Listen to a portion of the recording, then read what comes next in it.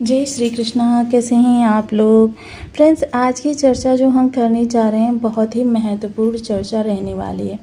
आज हम ऐसे टॉपिक पर चर्चा करने जा रहे हैं जो जीवन में आपके 90% समस्याओं की वृद्धि का कारण है।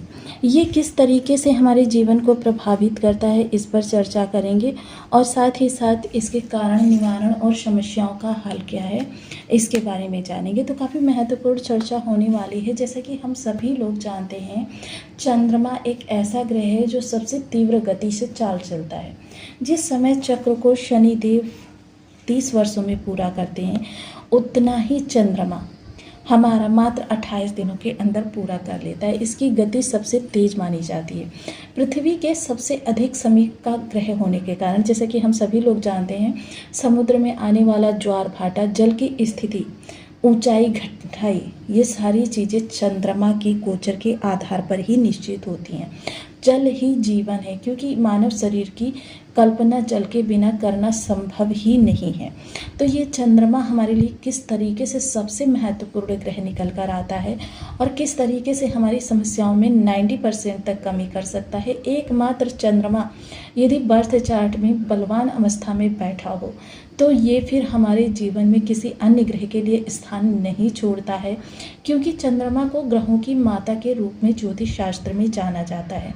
और ममता का आंचल हमेशा ही ममता में ही होता है कि मैं अपने पुत्र को किसी भी प्रकार का कष्ट ना होने दूं, अपने पुत्र पर सदैव ही आंचल की छाया बनाकर रखूं, जिससे तेज धूप भी उसको परेशान ना कर सके। तो आइए चंद्रमा से संबंधित अन्य तथ्यों के बारे में जानते हैं और जानते हैं कि क्या वो कारण होता है कि चंद्रमा हमारे लिए 90% समस्याओं को क्रिएट करने में सक्षम है या फिर उनको रिमूव करने में सक्षम है।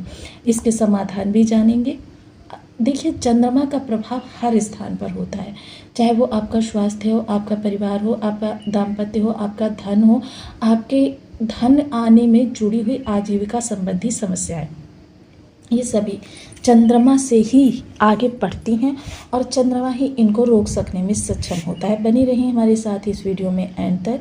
चर्चा का विषय थोड़ा सा यूनिक है, लेकिन फिर भी आपको बहुत कुछ बताकर जाएगा, आपके जीवन की तमाम समस्याओं का समाधान देकर जाएगा। यदि आपके लग्न में 2 नंबर बना हुआ है तो ये राशिफल आपके लिए है। यदि कुंडली में कहीं भी चंद्रमा के साथ 2 नंबर बना हुआ है तो ये राशिफल आपके लिए। कुंडली ना होने की स्थिति में आप इसी नाम राशि से भी देख सकते हैं। यदि अभी तक आपने अपने इस चैनल को सब्सक्राइब नहीं किया है तो प्लीज़ सब्सक्राइब कर लीजिए, वीडियो को लाइक कर दीजिए, चैनल को शेयर कर दीजिए। इससे होगा क्या कि हमारे आने वाले हर वीडियो की नोटिफिकेशन मिल सकेगी आपको सबसे पहले। एक प्यारा सा कमेंट करना बिल्कुल ना भूलें। कमेंट से हमें बहुत मोटिवेशन मिलता है, हौसला मिलता है और ये पता चलता है कि आप और क्या जानना चाहते हैं। जैसा कि हम सभी लोग जानते हैं, चंद्रमा एक सबसे तीव्र गति से कार्य करने वाला प्लेनेट है। और चंद्रमा, देखिए, चंद्रमा की सबसे पहले कारक चीज़ों के बारे में जान लेते हैं। आगे की चर्चा को हम बाद में करेंगे। जिनका चंद्रमा किसी भी तरीके से कमज़ोर हो, वैसे तो देखिए पूर्णमासी का चंद्रमा भी जो होता है वो दुखदाई होता है और अमावस का चंद्रमा भी दुखदाई होता है। हाँ, पूर्णमासी के 4-5 दिन बाद या अमावस से 4-5 दिन बाद इन अंतर्गत जो ये जातक जन्मते हैं, इनका चंद्रमा अच्छी अवस्था में होता है। लेकिन अच्छी अवस्था में होने के बावजूद वह अगर किसी दुर्योग से ग्रसित है, किसी भी प्रकार से वो विषम अवस्था में है, तो फिर ये समस्या का कारण बन जाता है। अब देखिए, चंद्रमा क्योंकि कारक चीज़ें यदि जाने तो धन के लिए पहले हम बात करते हैं, क्योंकि आजकल के युग में सबसे मूलभूत जो आवश्यकता होती है वो धन होता है। जिनका चंद्रमा कमज़ोर होता है वो यदि किसी जगह पर कार्य कर रहे हैं तो मोस्टली आप देखिएगा उनका धन किसी न किसी प्रकार से अटक जाता है। और धन अटक जाने के बाद में देखिए, किसी भी तरीके से अगर धन घर आ जाता है तो क्या होगा, घर में धन आते ही कलह उत्पन्न हो जाती है। किसी को कुछ चाहिए होता है, किसी को कुछ चाहिए होता है, किसी को कुछ चाहिए होता है। और कभी कभी धन ही इतना नहीं होता कि आपकी ज़रूरतें पूरी हो सकें, क्योंकि ऐसे लोगों के लिए कहा जाता है कभी घी गना, कभी मुट्ठी भर चना, कभी वो भी मना। यानी कि कभी लाखों करोड़ों की इनकम हो जाती है, कभी इनकम आपकी ज़ीरो हो जाती है और कभी सामान्य से इनकम होती है। यानी कि इनकम में इनके एक जैसी रेगुलरिटी नहीं होती है। अब देखिए धन, चलिए यहाँ से भी आपका सब निकल गया। फिर उसके बाद आपके सामने अनावश्यक खर्चे। धन मतलब पानी की तरीके से आपका बहना चाहिए। धन जब आपका पानी के तरीके से बहता है, आप आहत होते हैं, परेशान होते हैं। अब वहीं दूसरी तरफ चंद्रमा जो है, वह आपने किसी को धन दिया, किसी की आवश्यकता पर धन लगाया कि भाई इस व्यक्ति का थोड़ा सा दुर्योगपूर्ण समय चल रहा है और धन से इसकी मदद कर देते हैं, इसका समय निकल जाए, हमारा धन हमको बाद में मिल जाएगा। लेकिन वह व्यक्ति, चाहे आप उसको ऐसे कैश दें या फिर किसी तरीके से उसकी मदद करें, उस व्यक्ति के द्वारा आपका धन कभी भी वापस नहीं मिलता है। तो ये काफ़ी महत्वपूर्ण चंद्रमा होते हैं। चंद्रमा देखिए शांति के भी कारक होते हैं। देखिए धन कितना भी आ जाए, अगर आपके जीवन में शांति नहीं है, समझ लीजिए कि चंद्रमा कहीं ना कहीं आपका पीड़ित है। अब चंद्रमा देखिए, क्योंकि चंद्रमा मैंने जैसे बताया कि आपका समस्याओं को उत्पन्न करता है। किस तरीके से उत्पन्न करता है, देखिए मान लीजिए आपके इस भाव में राहु बैठे हैं। अब इस भाव में राहु बैठे हैं, जैसे ही चंद्रमा इस भाव में आएगा, दशम स्थान पर जैसे ही चंद्रमा आएगा, ये भाव एक्टिवेट हो जाएगा। अभी तक जो राहु आपको मात्र 10% प्रभावित कर रहे थे, अब चंद्रमा के आते ही राहु के प्रभाव आपके लिए पूरे 100% हो जाएंगे। अब जैसे ही 100% हो जाएंगे, वहीं दुर्योगपूर्ण चंद्रमा का प्रभाव जब इनसे मिलेगा, क्योंकि दुर्योगपूर्ण चंद्रमा का प्रभाव भी 100% हो गया और ये दोनों मिलकर बनाते हैं ग्रहण योग।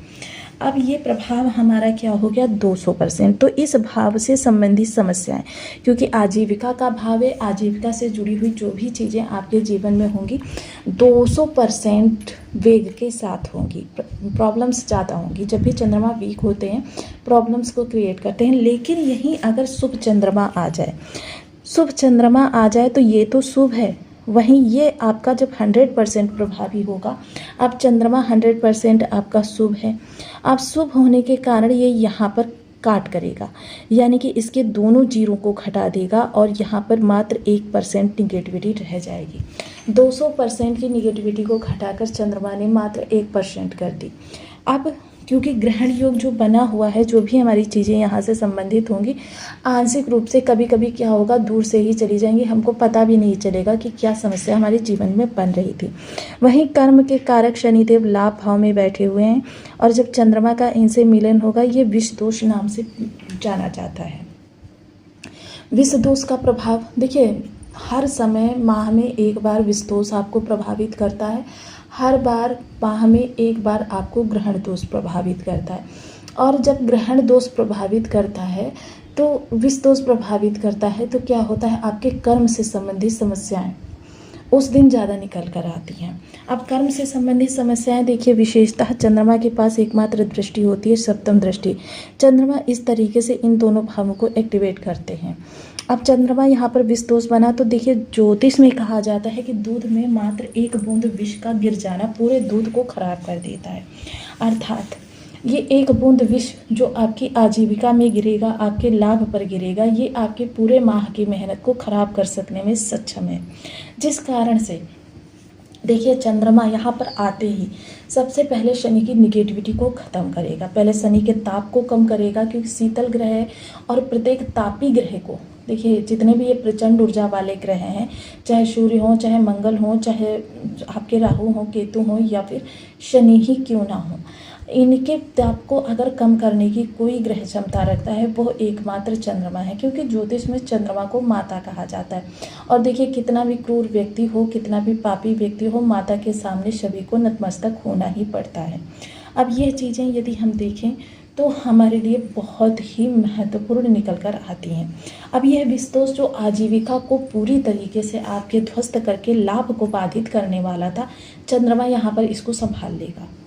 चंद्रमा इसको संभाल लेगा और संभाल कर आपकी आजीविका को और बढ़ाने का प्रयास करेगा। अब ये चंद्रमा खराब किस तरीके से होता है, मोस्टली बहुत से लोगों के या तो त्रिक भाव में चंद्रमा बैठा होगा। त्रिक भाव में बैठा हुआ चंद्रमा भी आपको आंशिक रूप से प्रभावित करता है। 100% शुभ होकर भी आपको आंशिक रूप से प्रभावित करता है। वहीं दूसरी ओर चंद्रमा चलिए स्वराशि में बैठा हुआ है। अब स्वराशि में बैठा हुआ है, आप देखिए यहाँ पर राहु बैठ जाएं, सूर्य बैठ जाएं, मंगल बैठ जाएं, यहाँ पर शनि बैठ जाएं, सूर्य बैठ जाएं, मंगल बैठ जाएं, यह चंद्रमा बिल्कुल आपका पापी चंद्रमा हो गया। वहीं चंद्रमा जो होता है सूर्य के जस्ट सामने वाला, सूर्य के जस्ट सामने यदि चंद्रमा है, ये भी आपको निगेटिव प्रभाव देगा। और वहीं एक भाव आगे एक भाव पीछे यदि क्रूर ग्रह बैठे हों तो यह चंद्रमा आपके लिए अच्छे प्रभाव देगा। वहीं यदि इस भाव में चंद्रमा बैठा हुआ है और यहाँ पर शुक्र हो जाए और यहाँ पर गुरु हो जाए तो यह चंद्रमा हमारे लिए वरदान स्वरूप काम करता हुआ देखा जाएगा। या फिर यहाँ पर कोई भी ग्रह ना हो तो भी यह चंद्रमा हमारे लिए अच्छा प्रभाव देता हुआ देखा जाएगा। अब चंद्रमा को देखिए, हमने समझ तो लिया कि हमको ये बहुत ज़्यादा प्रभावित कर सकने में सक्षम होता है। वहीं अब हमको ये भी जानना है कि यदि दुर्भाग्यवश हमारे बर्थ चार्ट में चंद्रमा वीक बैठा हुआ है तो हमको इसको किस तरीके से अच्छा करना होगा। इसके लिए देखिए, मैं आपको कुछ उपाय बता रही हूँ, इनको आप रेगुलर बेसिस पर करना प्रारंभ करें। सबसे पहले बीज मंत्र का जप, ओम सोम सोमाय नमः। इस बीज मंत्र का 1 माला, 2 माला, 5 माला, 7 माला, 11 माला का जप नियमित अपनी सुविधा अनुसार करना। वहीं चंद्रमा के आराध्य देव भगवान भोलेनाथ का पूजन नियमित रूप से करना। भगवान भोलेनाथ को दुग्धाभिषेक भी कर सकते हैं, जलाभिषेक भी कर सकते हैं। इससे आपके चंद्रमा बहुत स्ट्रांग हो जाते हैं। इसके अलावा मात्र 5 सोमवार यदि आप भगवान भोलेनाथ को शिव सहस्त्र नाम का जप करते हुए अगर जलाभिषेक कर देते हैं तो यह चंद्रमा आपके लिए चमत्कार की स्थितियों को उत्पन्न कर देते हैं, यानी कि इतने शुभ हो जाते हैं कि आपके जीवन में नए नए पड़ाव आने लगते हैं। इसके अलावा सफ़ेद रंग की वस्तुओं का दान, चावल हो गया, दूध हो गया, चीनी हो गया, या दूध से बनी हुई मिठाइयाँ हो गई, पनीर, छेने वगैरह की मिठाई हो गई, खीर का भोग भी लगवा सकते हैं आप। और वहीं ब्राह्मणों को देखिए, ब्राह्मण वर्ग जो होते हैं उनको आप खीर दान कर सकते हैं, चावल दान कर सकते हैं, दुग्ध दान कर सकते हैं। यह आपके और आपके परिवार